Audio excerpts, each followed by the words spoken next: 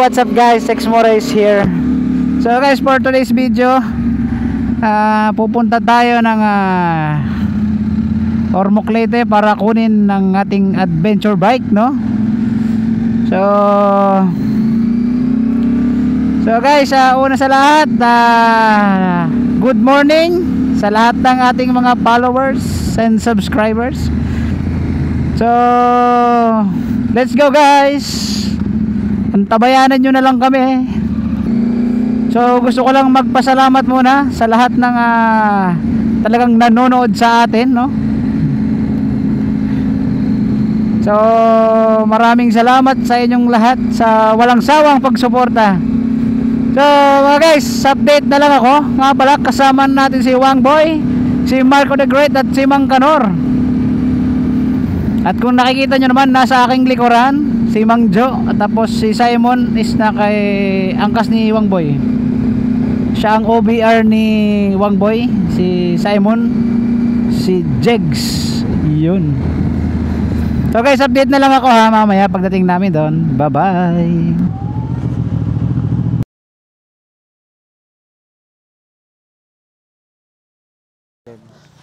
Yun guys, sasakay na tayo sa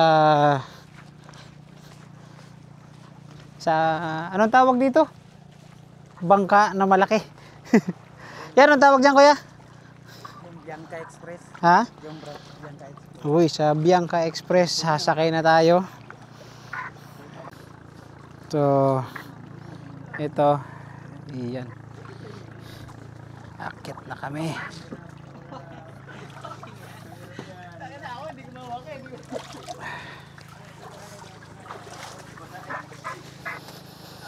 Ayun. Bango. Guys, nga pala gamit natin ang ating bagong camera holder. Ayan. So, wala na tayong ibang paggagayahan kundi si Boss Red lang talaga. Tulad ng dati basura pa rin. Dadalhin dito sila ng bahala. Okay. Hanggang dito na sa baba ng tulog ko. Tayo lang. Oo. Tayo sir.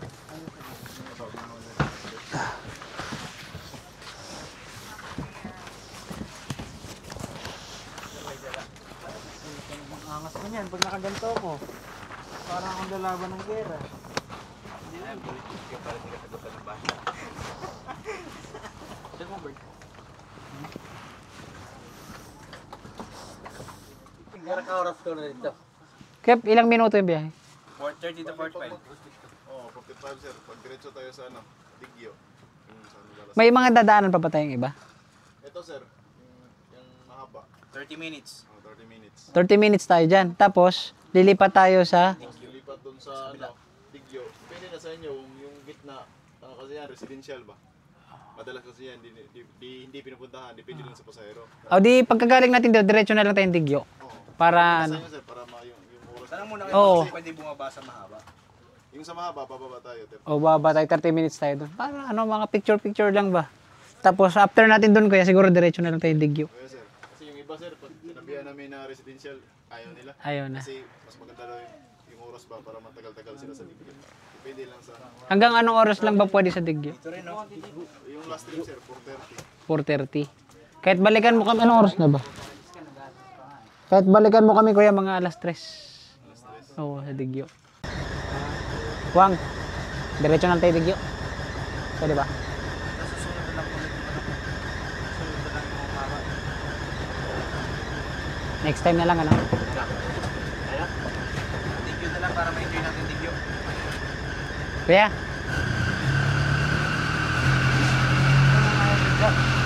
Pa? Diretso na lang. Pwede ba diretso na lang Digyo? Kaya pwede ba diretso na lang tayo Digyo? Para hindi na kayo malangan? Pwede ba diretso na lang tayo ng Digyo para hindi na kayo magano ng oras ba? Yes, sir. Para diretso na lang tayo Digyo para hindi na kayo kumain ng oras. Babalik ba kayo kuya, no? Hindi na, sir. Mamaya. Kain na kayo. Okay, mag-aantay na lang kayo. Naantay na. Naantay tayo sa mahaba. Diretso na lang tayo Digyo.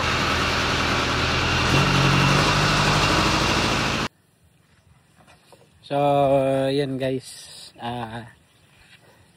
Nandito na kami sa Digyo. So, kung makikita nyo naman, wow, ang tahimik guys. So halos kami lang din ang tao. So guys, napakaganda rito sa Digyo. Kumbaga medyo magulo lang ng konti dahil kung makikita nyo yung mga cottage kasi yung iba nasira na, no? Tapos yung mga puno, yung mga dahon-dahon na ganito na patay ng nyog is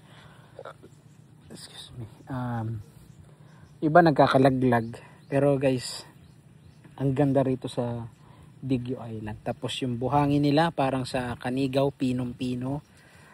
At actually guys, lahat ng pinupuntahan nating mga island, no. So hindi natin masasabi na pangit. So meron lang silang iba-ibang karakteristik. Kahit sabihin mong pareha sila na beach. So kagaya ng sa Kalangaman kasi parang alam mo yun, yung buhangin nila medyo malalaki yung butil, pero dito pino. So kahit magpaa ka, hindi masakit sa paa. So sa Kalangaman naman kasi hindi naman siya totally masakit, pero buo-buo yung kuha niya. Tapos may halong corals na patay, no. Yun yung nakakatusok, no. So dito pino, tapos ang ganda. Guys, yung mga kasama ko, ang layo na nung narating. Nandoon na sila. Ayun na sila, oh. Tapos yung dalawa nandito lang banda. Ayan. Guys, tapos meron silang puno rito ng balete. Balete ba yan guys? Kung tama ba ako? Ayan. Guys, ang ganda rito. Tapos sabi nung mga bangkero kanina, maganda raw dito pag summer kasi yung sandbar nila, actually nakikita ko naman papunta siya ron guys, paliko siyang ganun dahil yung hanging amihan daw papunta rito. Tas yung tama ba kung hindi ako nagkakamali, papunta rito, tinatangay yung ibang white sand papunta ron, tas bumababa yung tubig. So nagkakaroon sila ng sandbar papunta ron. Yun guys. Actually guys, nung pumunta kami rito, ang biyahe namin is 45 minutes lang. So inupakan papunta rito sa Digyo. So guys, ang lapit lang ng mga isla dito, kagaya nun.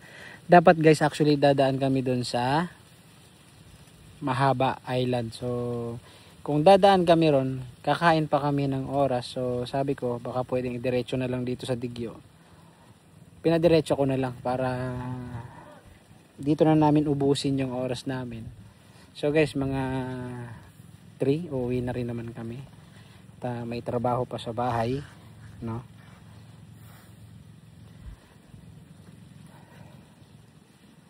Guys, napakasimple lang ng buhay dito sa probinsya. Sariwa yung hangin, no? Alam mo, ang problema lang sa mga ganitong island, pag bumagyo. Yan.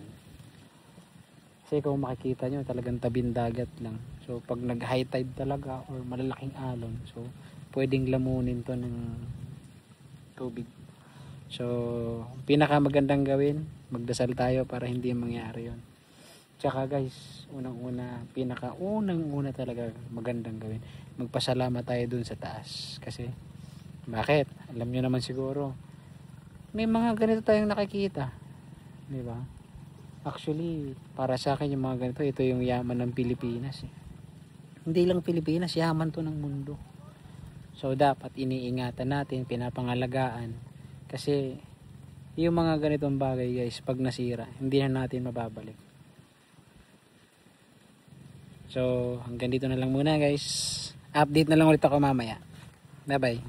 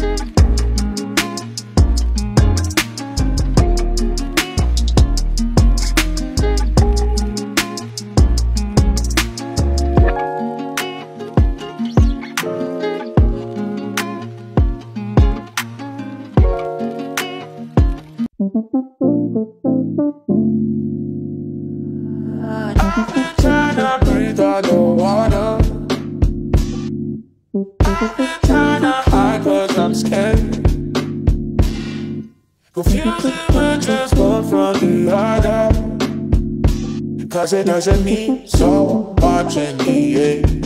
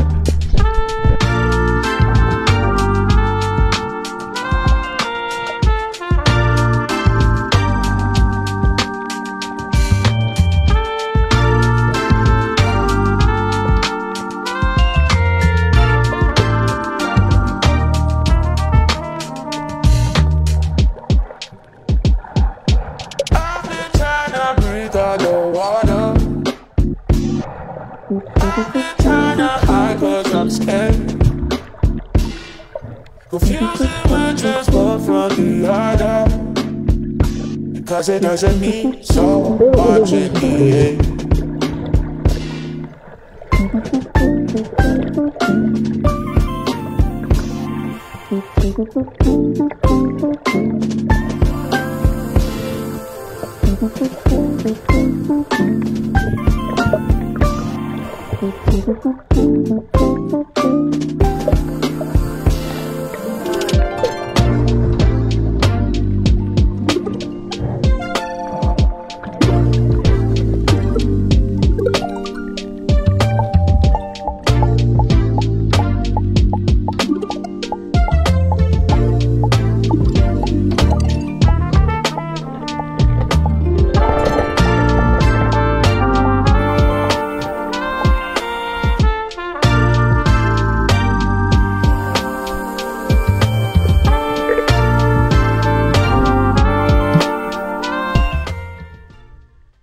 So guys, kung naririnig nyo kami, dito kami sa Dikyo Island. So kasama ko ngayon itong mga to. Ayan. Sana maririnig nyo kami kahit nandiyan ka sa loob. Dapat pala pag nagbabangkawang hindi pwedeng walang lisensya. Kukuha talaga ng lisensya sa Tacloban. Lisensya.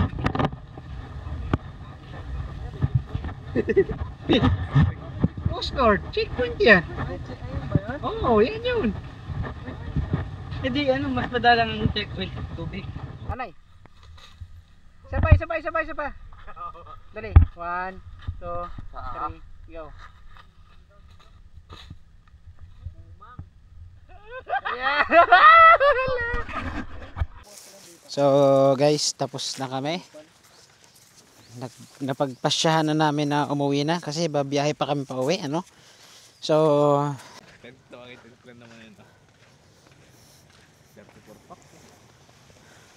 ha? Ikaw lang mag-isa, kuya? Ikaw lang mag-isa?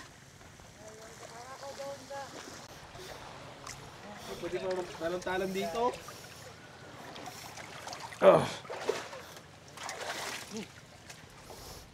Uy, maalon. Yay. Maalon, gago. Oh, maalon no? Ayan, kami ay pauwi na. So guys, dahil kami ay pauwi na, sinabay ko na rin pag-testing ng ating bagong DJI camera holder. So, action camera holder pala, yung sinasabit sa leeg. Tinesting ko siya kung ano, kaya hindi ako nakikita, no. Pero goods yan.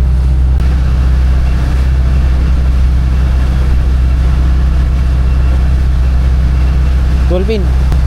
Guys, may nakita akong dolphin. Ba't gano'n hindi siya ano? Kaya tuloy.